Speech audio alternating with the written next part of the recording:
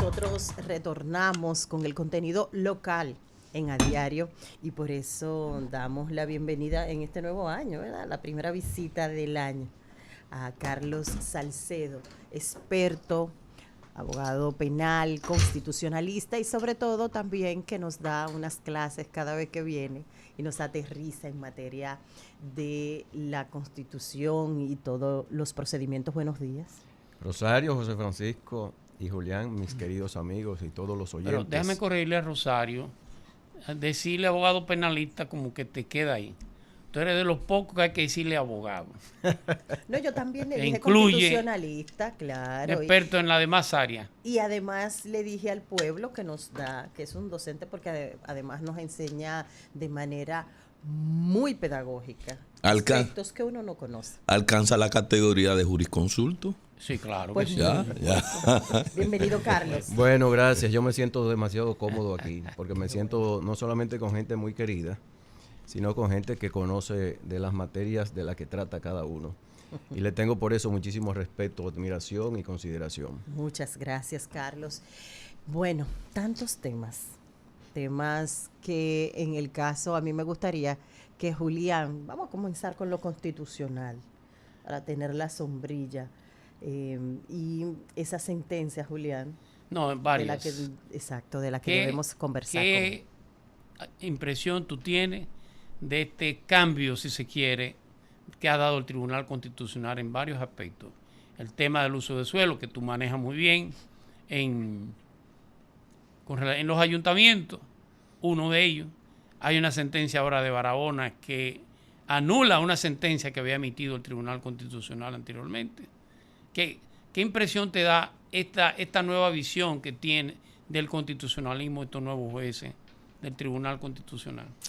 Bueno, esto se tiene que unir a la sentencia aquella famosa que de alguna manera elimina esas prácticas, por lo menos desde el punto de vista constitucional, todas las normas que establezcan niveles de discriminación para las personas en razón de su género, del sexo y todo eso. Y yo creo que la visión es una visión absolutamente correspondiente con lo que establece la Constitución de la República. El nivel de protección de derechos fundamentales, el nivel de protección del medio ambiente, el nivel de protección de los derechos colectivos es una de las obligaciones fundamentales del Tribunal Constitucional.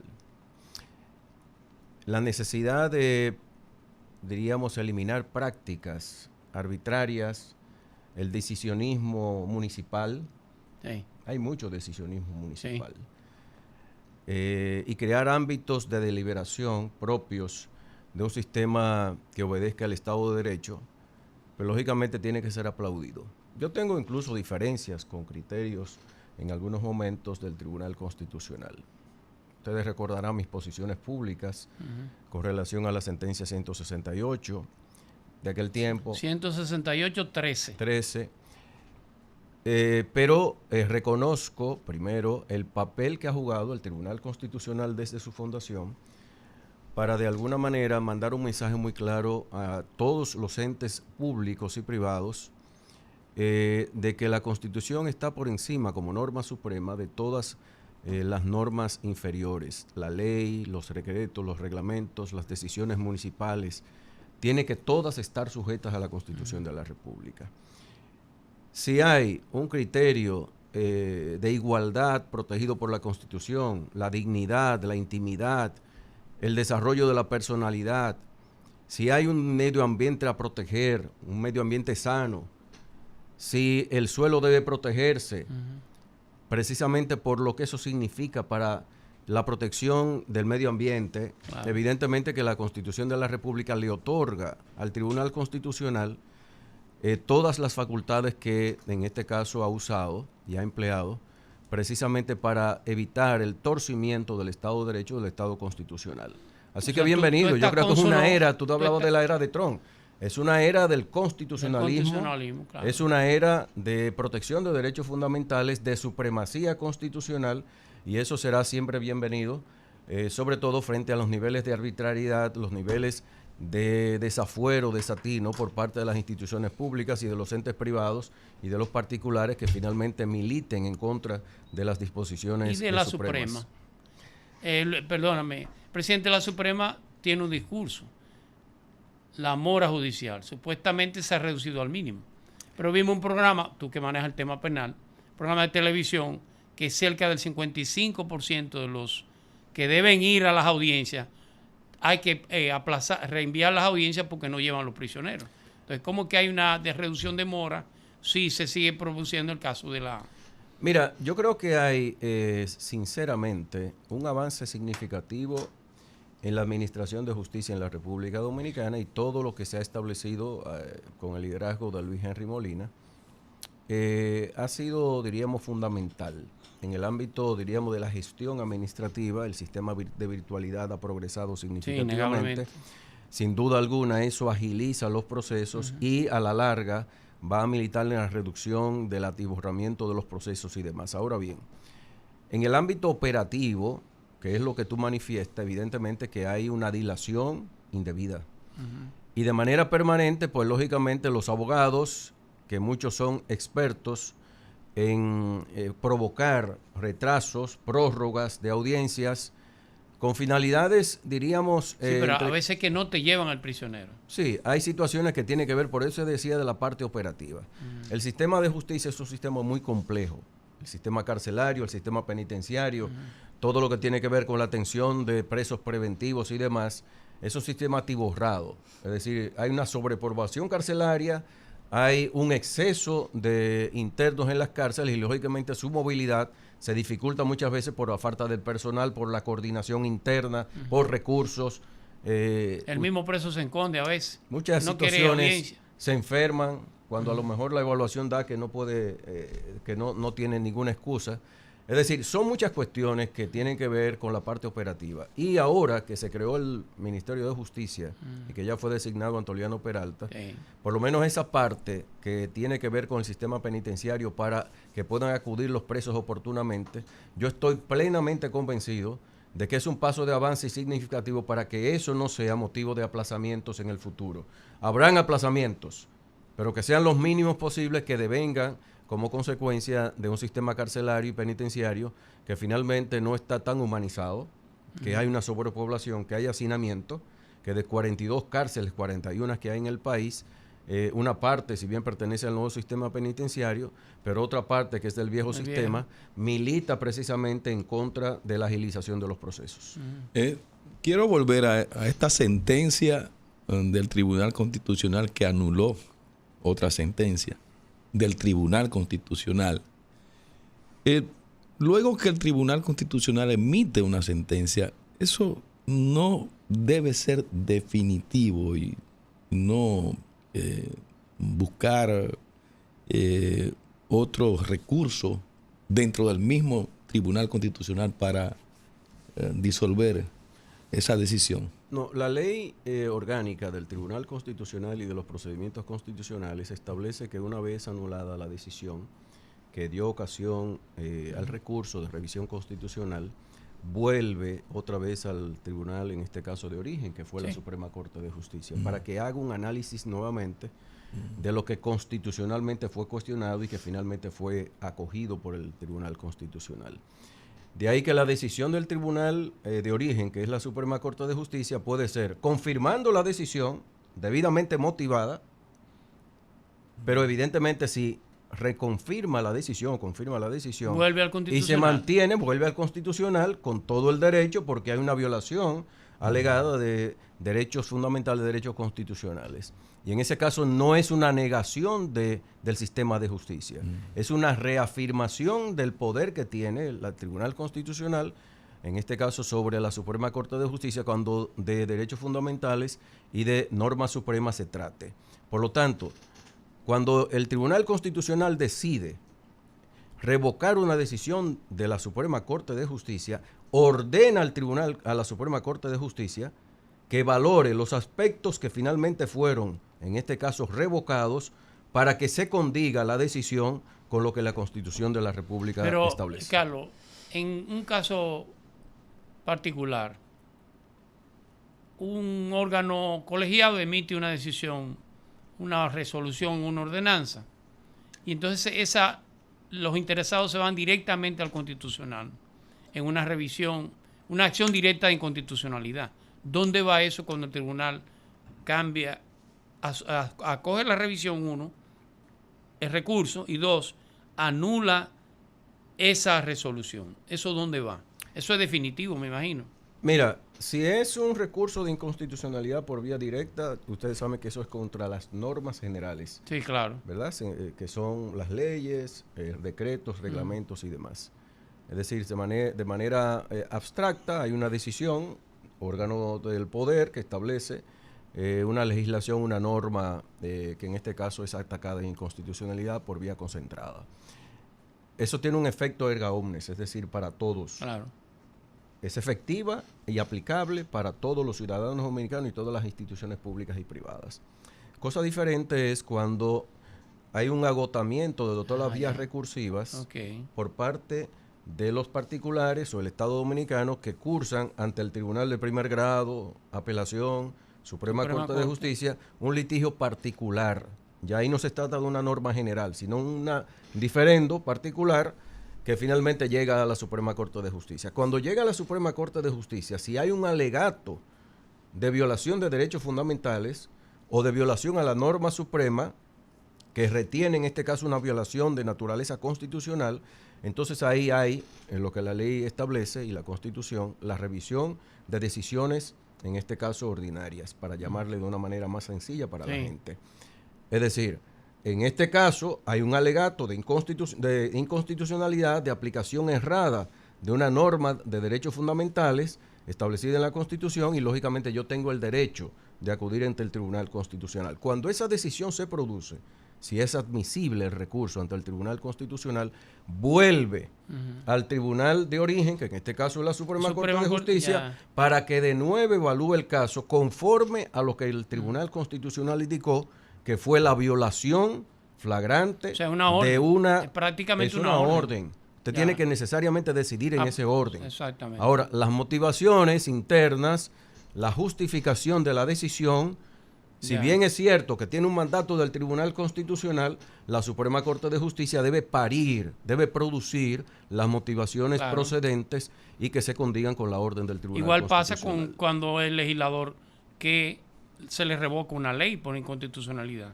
A veces se le da una vacancia para que modifique o corrija la ley. Claro, ustedes lo tienen. Por ejemplo, el caso de la declaratoria de inconstitucionalidad del Código Procesal Penal. Se le dio un tiempo, un año, para que los legisladores adecuaran, en este caso, el Código Procesal Penal. Y se le dio una vacancia de un año a los legisladores porque no es de la noche a la mañana que usted va a analizar un Código Procesal Penal.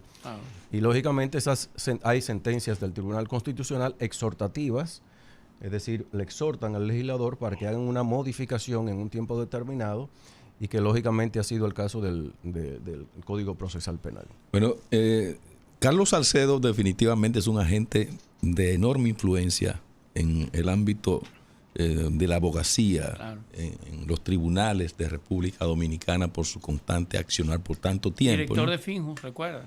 Lo primero. Bueno, ahí está. Entonces, ¿qué ocurre? Yo interpreto, me puede corregir si no es así, que Carlos se siente satisfecho con los avances que se están dando en la justicia dominicana, en el sistema de justicia de República Dominicana. Si es así, que me lo confirme, pero además de ello, yo quisiera que él me diga si nosotros tenemos una justicia y un ministerio público como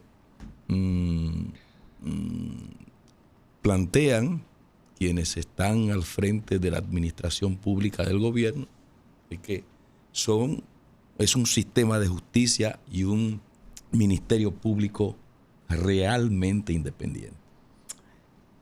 Mira, no hay un sistema perfecto, ni lo hay en el Poder Ejecutivo, que tiene, diríamos, la mayor carga política, y la carga política evidentemente que entraña una diferencia de sectores adversos al gobierno, de sectores que incluso pueden tener niveles de acuerdos con el gobierno, pero que tienen diferencias en la operación. Pero en el caso del sistema de justicia es un sistema reglado, que tiene normas, que finalmente acusa muchas veces para la gente algún nivel de influencia del poder político del momento. Y las coyunturas, ciertamente, si bien está normado, el sistema de elección, por ejemplo, de jueces, está constitucionalizado.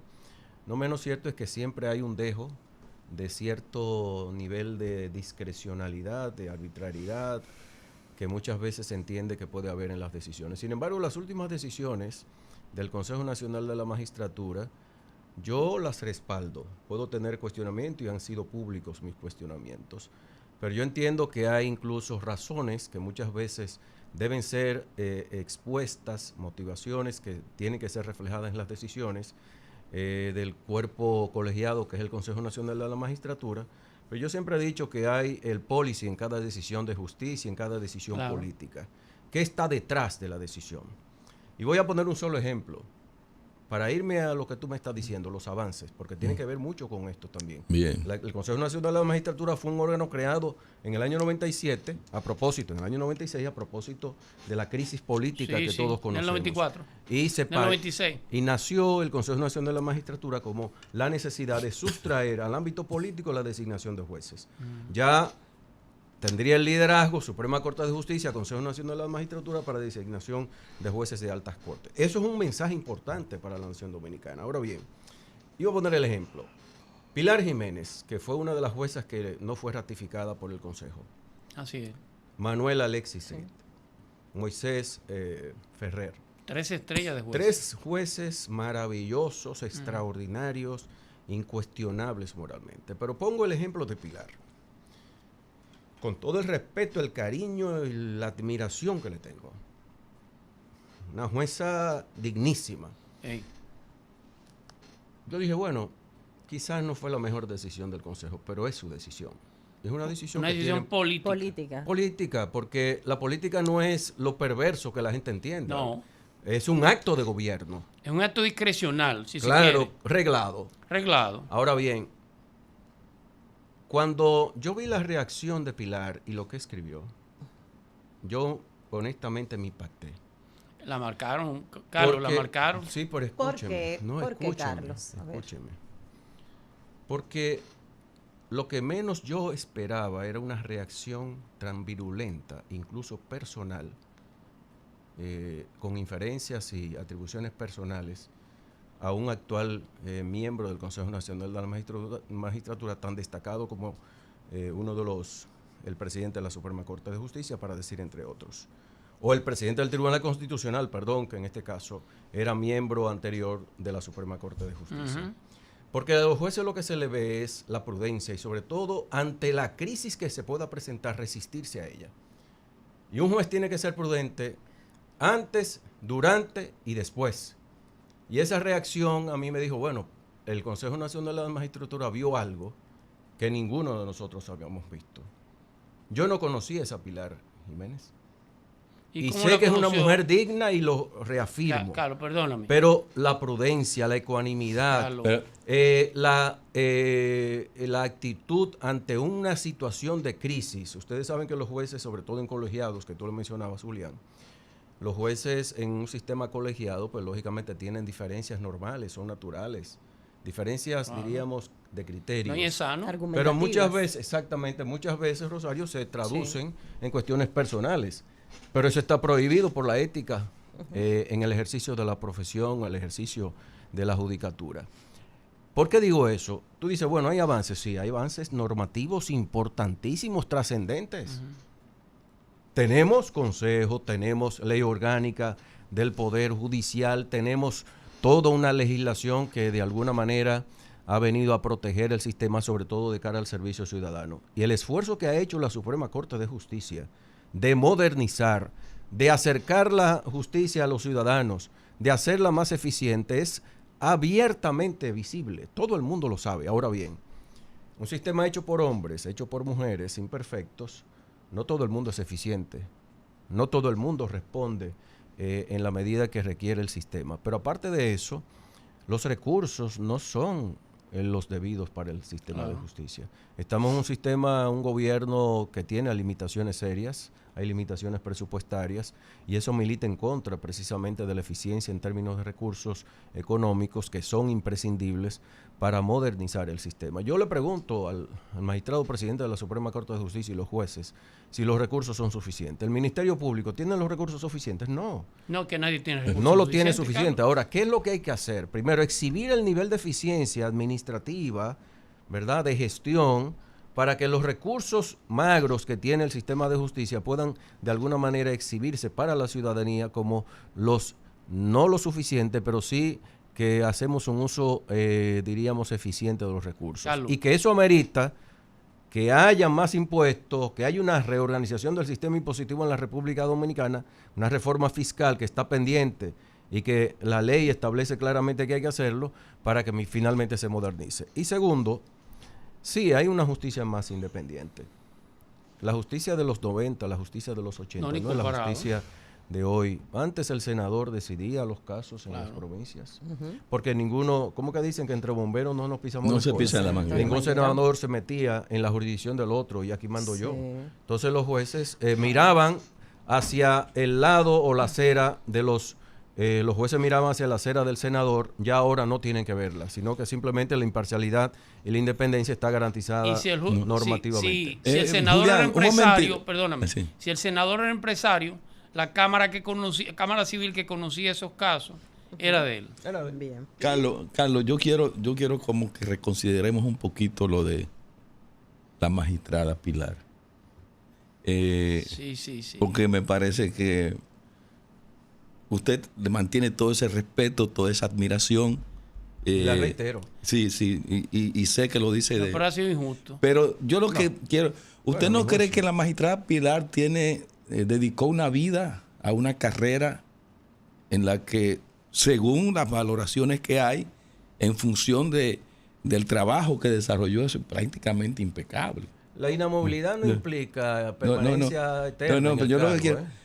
Humanamente, ¿usted no cree que ella, habiendo depositado todo lo que es su existencia en eso, y como que de momento, bueno, usted dice, el juez debe tener fibra, resistencia para tomar con toda la prudencia debida cualquier impacto que sienta?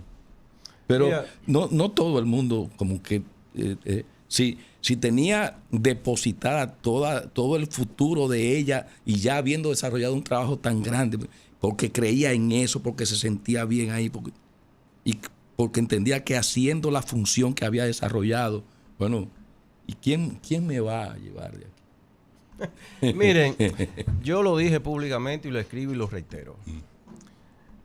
La catadura moral, la hechura profesional de esta magistrada no puede ser mejor.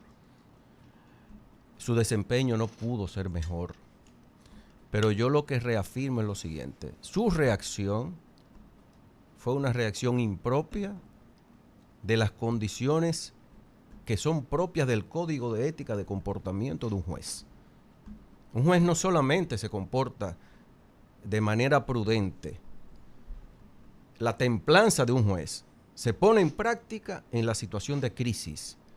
Y esa reacción ante la crisis provocada por su salida, me dice a mí que el Consejo Nacional de la Judicatura, y lo digo de nuevo de la magistratura, tuvo un punto que nosotros no podemos ver claramente en las motivaciones de la decisión de su salida. Carlos. Pero la permanencia de ella no es eterna, no es inamovible. La inamovilidad es durante la función. Pues otra Pero cosa. la revisión de su desempeño corresponde al Consejo Nacional de la Magistratura, cuyas decisiones son soberanas. Ahora bien, yo te pregunto a ti, José Francisco, ¿y no merecía también Manuel Alexis Cerit su permanencia? Yo defendía su permanencia de ambos. Y Moisés Ferrer. Lo está diciendo quien escribió, quien habló de la necesidad de la ratificación de los tres. Sí.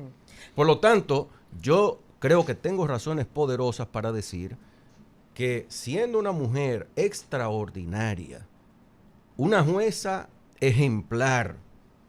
Su reacción a posteriori me dijo que el Consejo, yo no estoy diciendo que tenga justificación sobrada el Consejo, estoy diciendo que el Consejo vio algo que nosotros no vimos. Carlos Salcedo, no vio nada. destacado abogado penalista, constitucionalista y sobre todo un docente del derecho.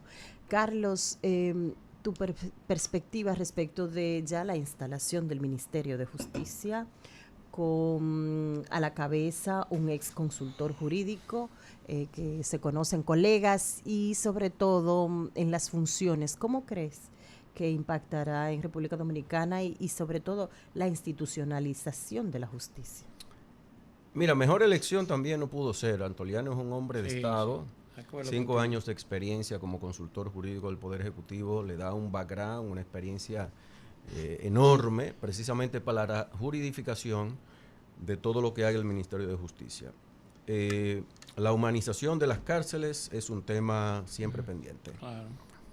Roberto Santana, que tiene una función importante, ahora ha presidido todo este sistema por el Ministerio de Justicia, nos abre a nosotros la esperanza. Ustedes recuerdan que el director de los abogados que sirven al Estado, que en este caso de los defensores de los públicos. defensores públicos, el director general, Sí. ha incluso dado a conocer una serie de estudios que dan cuenta precisamente de las violaciones a derechos fundamentales de los internos, porque los derechos fundamentales no son para los que no estamos presos, es para todo el mundo. Claro. Y más cuando el sistema cuando la Constitución tiene la promesa de rehabilitación de los internos. Si hay rehabilitación, tiene que haber una humanización lo más plena posible. Y por lo tanto, el Ministerio de Justicia tiene una labor de humanización, pero no solamente al interno de las cárceles y sistema penitenciario, sino que dirige la política de derechos humanos que es transversal a todos los entes del Estado.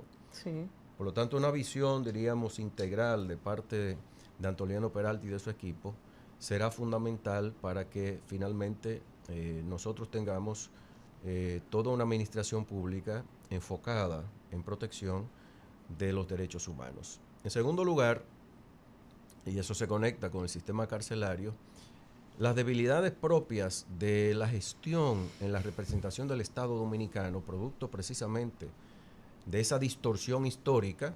Recuerden que el Ministerio de Justicia nació con la República Dominicana en 1844. Claro. Y bueno, hace más de 70 años que hubo un error al eliminarlo. Y ahora nosotros resucitamos un ministerio necesario. ¿Para qué? Para que haya también una adecuada representación del Estado en sede de la jurisdicción administrativa. Y que hayan gente especializada y un ministerio, diríamos, enfocado en la calidad de la representación del Estado. Porque, si bien es cierto, hay buenos abogados, no siempre son los mejores para el disciplinamiento de la administración pública y la correcta defensa. Además, tú descarga al Ministerio Público de tantas cosas que hacía antes. Imagínate tú, el Ministerio Público, ¿qué tiene que ver con el registro? Con la comida. Exacto, la comida de las cárceles. ¿Qué tiene que ver eso? No. Pero además, el Ministerio Público, siendo el carcelero de aquellos que acusa. Exactamente. Siendo el que dirige precisamente, eso es una cuestión. Hay linderos como que se juntan, Sí, ¿no? sí, ahí hay un conflicto de intereses manifiesto. Sí. Y el hecho de llevar los registros de las asociaciones sin fines de lucro, de los notarios, ¿qué tiene que ver el Ministerio Público con esas funciones? Luego, y aquí yo destaco, Rosario, sí, la coordinación de la política criminal del Estado estaba en manos del Ministerio Público. Totalmente. ¿Cuál es el tiempo que tenía el Ministerio Público para eso? Sí, pero además, yo siempre decía, ¿pero y cómo puede el Ministerio Público establecer una política criminal en la República Dominicana cuando solamente tiene por función fundamental dentro de la política criminal un ala, una sola pata, que es en este caso la persecución del delito, la detección, persecución del delito?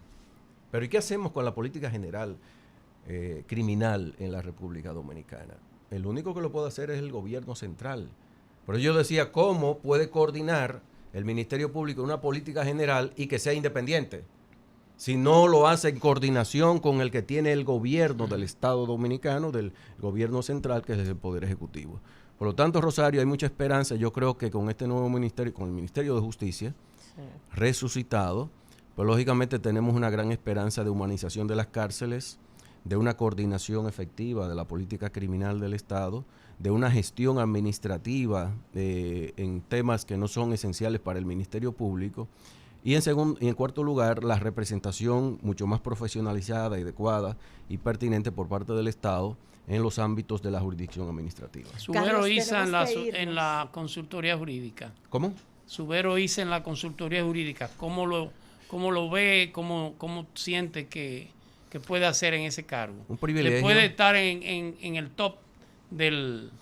Es un privilegio y un acto de humildad supremo de parte de Sí. Subero Isa, un hombre de Estado y con una experiencia vastísima, 14 años y pico en la Suprema Corte de Sí. Justicia, con una hoja de servicio límpida, totalmente, diríamos, acorde con lo que establecen las normas y la Constitución, pero al mismo tiempo, un hombre que se deberá, por su temperamento, por sus conocimientos, poner freno a lo que la política muchas veces manda, que es lo coyuntural. Resolver un problema, buscar un atajo para resolver un tema que en lugar de proteger a los ciudadanos es para una decisión política que finalmente va a servir a un partido político, al jefe del Estado en un momento determinado. Y Subero es un freno precisamente para que el poder sea limitado.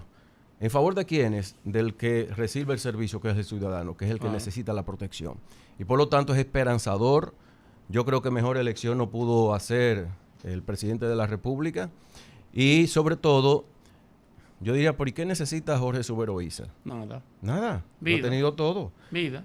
Vida, y la tiene, y qué bueno que está activo, lo veo siempre en las redes y, Sí, y sí, le sí, doy vive seguimiento. Pero estando en este caso en el Poder Ejecutivo, nos dice a nosotros que el presidente de la República lo que quiere es gente cualificada y gente que finalmente haga que el poder no sea una expresión político coyuntural del momento para responder a temas que en este caso pueden ser de coartada, sino que sirvan precisamente a la racionalidad del Estado y a la limitación de los poderes. tú eres Carlos, el- con esta nos marchamos, porque tenemos a nuestros compañeros en Madrid. Me imagino que has escuchado, ¿no? Claro. Tanto a Miriam Jiménez como a Pablo Macchini. Sí. Carlos, ¿qué se siente ya no acudir al furgón? Yo sé que a lo mejor no iba usted, iba también su equipo, Sí. pero ¿qué se siente? Pero en yo llegué a ir materia? al furgón. ¿Usted llegó también a pasar por Claro, allá? claro.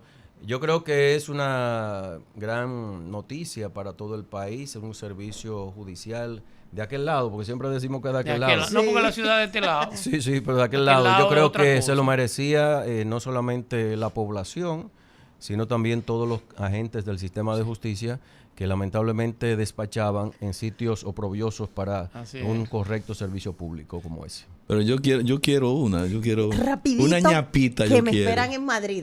Senasa, y si se va a saltar al 2.0. Bueno, yo creo que el Ministerio Público ha demostrado Tú que no tiene- representas a nadie, ¿no? Tengo dos empresarios que represento y que ¿Cuáles no- son esos? No puedo todavía Ok. porque el trabajo ha sido intenso y O sea que no están imputados en no estos están, momentos. gracias a Dios, imputados. Pero están y siendo interrogados. están siendo interrogados, pero Ok. finalmente creo que pueden salir muy bien porque creo que no solamente por la defensa que tienen, sino porque no merecen ser procesados. Por eso es harina de otro costal. Aquí lo que estamos hablando es lo institucional. El Ministerio Público viene exhibiendo niveles destacadísimos de independencia, de imparcialidad, cosa que felicito. No puede ser mejor la representación del Ministerio Público en la actualidad. Y yo creo que este caso de Senasa tiene que llegar, como dice mucha gente, hasta las últimas consecuencias. Se ha cuestionado mucho los acuerdos que se han hecho. Yo siempre digo que tienen justificación siempre y cuando el beneficio que se obtenga con las declaraciones de esas 3 personas que finalmente fueron a sus casas a tener la prisión, el arresto domiciliario, si el beneficio que se obtiene en términos de información, en términos de recursos, es mayor que el beneficio a ellos otorgado, evidentemente que tiene justificación sobrada. Y luego, la resolución alternativa de disputa es un mandato, en este caso de la norma constitucional. Tiene que buscarse soluciones alternativas, siempre y cuando se procure mayor nivel de eficiencia por parte del sistema. Y en este caso el Ministerio Público es el representante de la sociedad y lo que tiene que tener es decisiones debidamente justificadas y en este caso, según lo que he visto, tiene justificación más que sobrada.